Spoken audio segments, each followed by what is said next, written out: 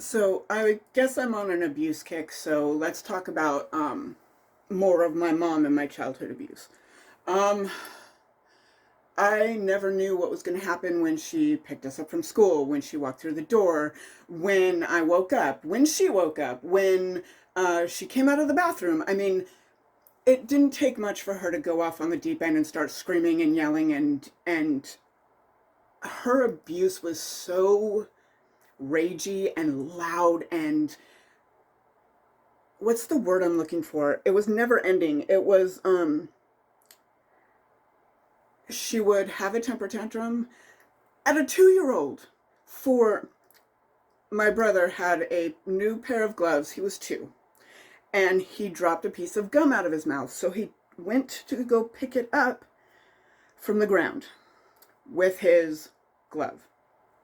Now he's two. He doesn't have an idea of, hey, I need to take off my glove before I go pick up this sticky piece of gum. He didn't have that concept. He wasn't old enough to do that.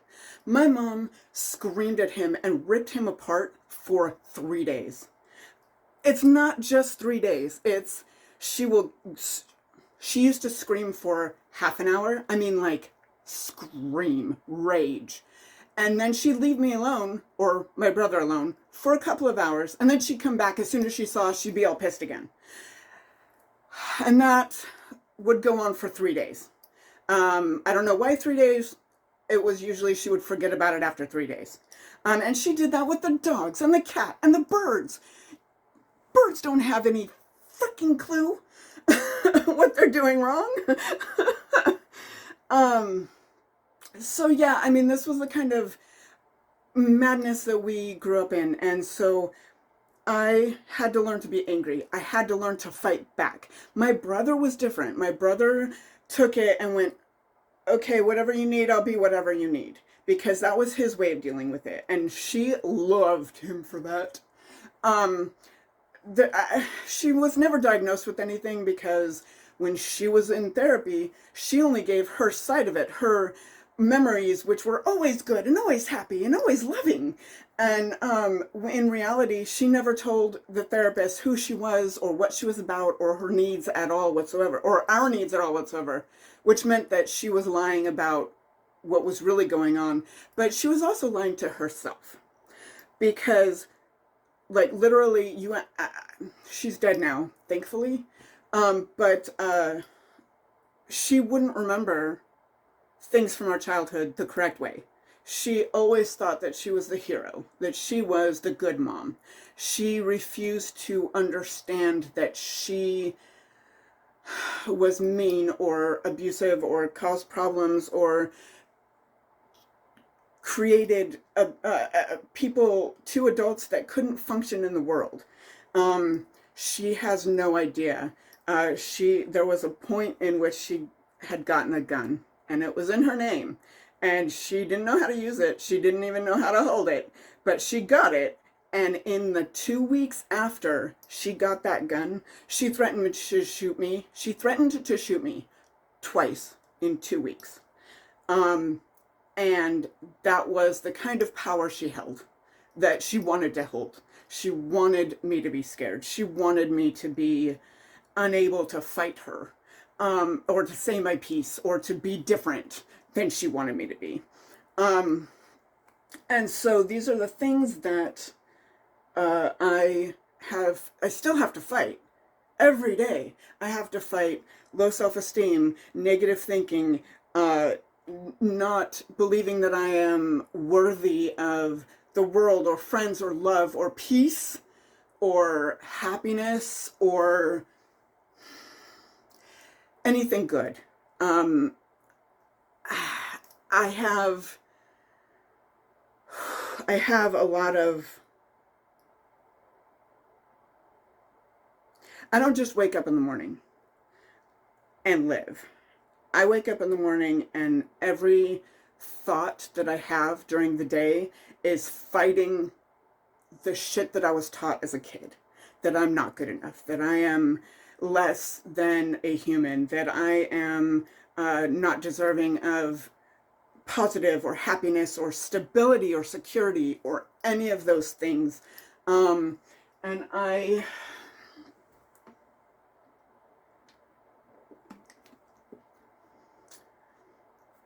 neither my brother or I have ever been able to keep a job for very long. Uh, my mom's my mom's job skills were meh at best. In fact, she got me fired, almost fired, from a job because she wouldn't stop calling. My actual manager got on the phone with her, and she physically came in at one point to give me lunch or something. My manager talked to her more than once, saying, "Hey, look, you cannot come in here. You cannot keep calling her. I will have to fire her if you do this." That is my mother's work ethic. She was always on the phone. She was always late. She was always leaving early. She was always, uh, and then she would get fired, and then she would come pick us up from school and go, "Hey, I got fired. Let's go to Disneyland." That was one of my major, major, major memories in my life, is that she got fired and we went to Disneyland and spent the whole paycheck. And I have no idea how she raised us. I have no idea how she kept money in the bank. I have no idea how she paid the rent.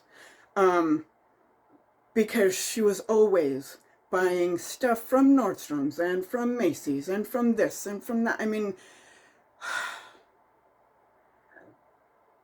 the child support that we got, I mean, we got new school clothes,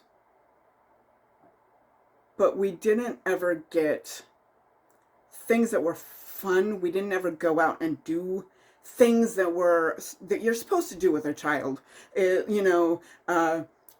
fairs or Chuck E. Cheese or anything that's fun. We were not allowed to do, because her need for clothes and her need for new cars and her need for expensive makeup was so much more important.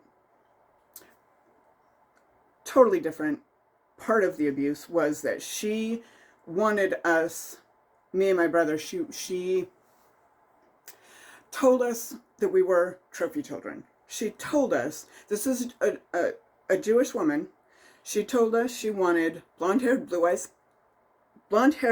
children, and she knew that my dad would give her those blonde-haired, blue-eyed children.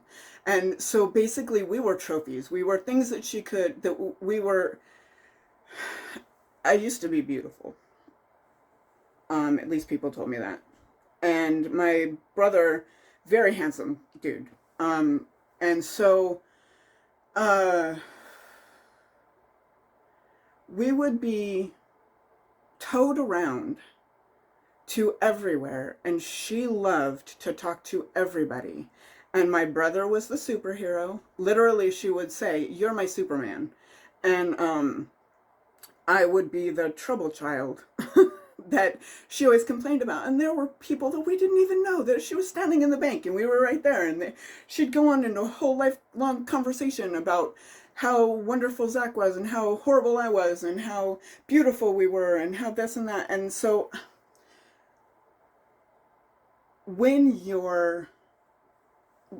because her mind was so outside of reality, of other people's reality, she couldn't see that. And so we were,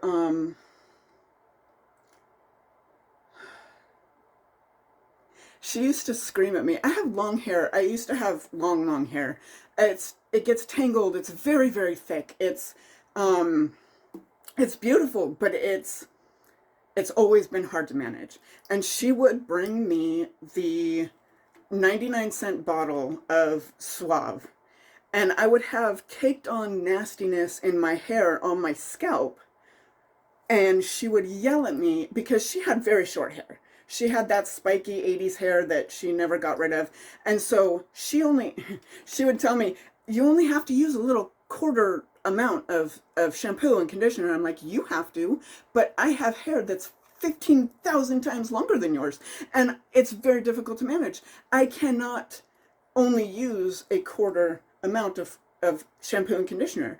And she would be so mad at me. I mean, I have friends that have been there when she's been screaming at me about using a whole bottle of shampoo through the week because she thinks that I should have.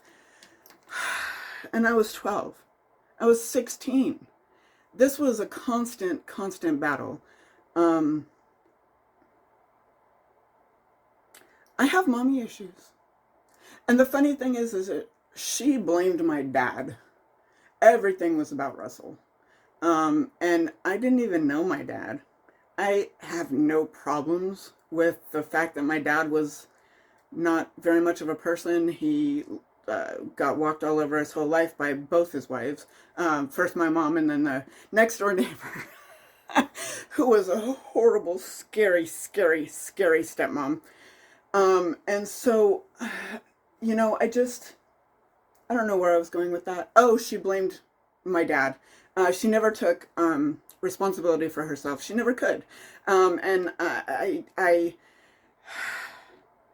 which has caused me, there was a point in which somebody told me I was being a victim. That was probably, I was 25, 29 years old maybe. Somebody told me I was being a victim, and I was like, holy shit, I am being a victim. How do I take my power back? And so I started being responsible for the things that I did in that situation. What did I do wrong? If there was nothing wrong, what could I have done differently? Because she obviously still yelled at me and whatnot.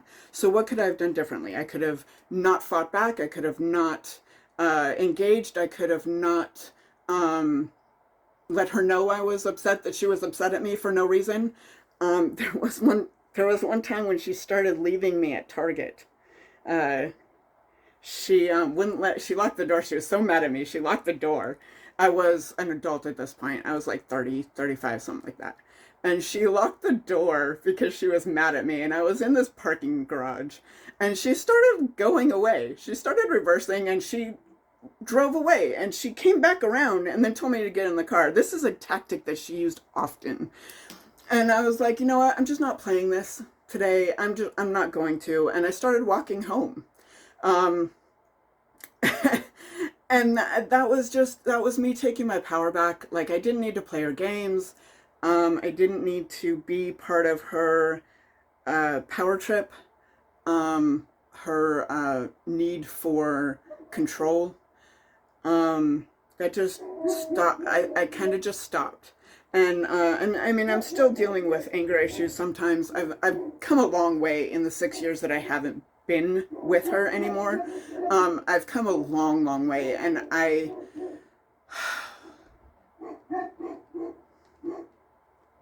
have to be proud of that, and I am proud of that. Some days it's harder to see how far I've come. Sorry, my dogs are barking. They bark a lot. Big, gigantic dogs, so I'm not gonna go. Sorry for the mess. Sorry for the sound. And so, you know what? I lost it. I lost everything. I have no idea. The dogs are distracting me. So I'm gonna go. Now that I've poured my...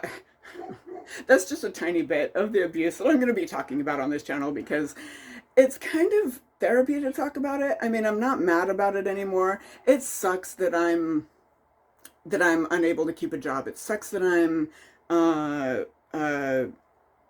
that I have low self-esteem. It sucks that I don't know how to gain. I don't even know how to gain confidence. I don't even know my concept. When I talk to people, women, single women with children who own houses and businesses, and they're like, they have enough money that they can take care of themselves.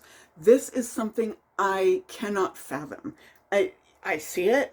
I go, holy fuck, how the hell do you do that? It's just not a concept that I can take in. And so these are the things that I have in stages, like when I couldn't afford to have a place for my kid. These are some of the stages that I've dealt with as an abused child living as an adult. So I'll be talking a lot about that kind of thing on this channel, but I'm also talking about how wonderful my child is, and how much I love him, and how proud I am of him. That's, my kid is the only thing that I've actually done right in my life, and like, I didn't give up. I'd never left him. I didn't abuse him. He always had clothes and food and a shelter, and it wasn't always the safest place for me. Usually he was safe. Um, and so there's a lot. I will be talking about a lot on this channel. I'm all over the place. I'm always all over the place. That's just part of my mental unhealth. um, yeah, okay, that's good for now.